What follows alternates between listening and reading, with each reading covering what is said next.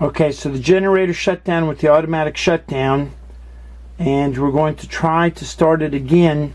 So this has to energize to run. So you'll see this will energize in to open the fuel valve, and you'll hear the electric fuel pump down here click, and then we'll see if it'll start. Go ahead and give it a try. Preheat first. Hear the pump? Yep. Okay, try to run it, start it.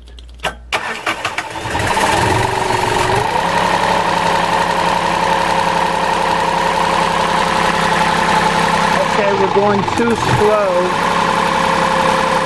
Okay, let it go. Okay, it's running too slow, which can be struggling for fuel with the dirty fuel filter. We'll check that tomorrow. That's over there.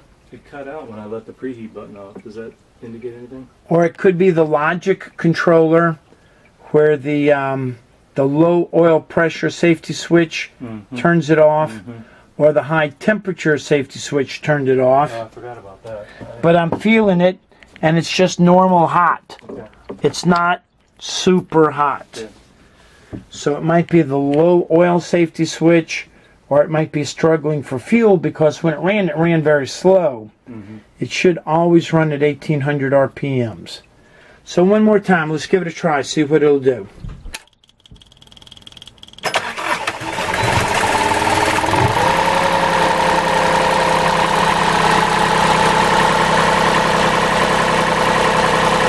Okay, turn it off.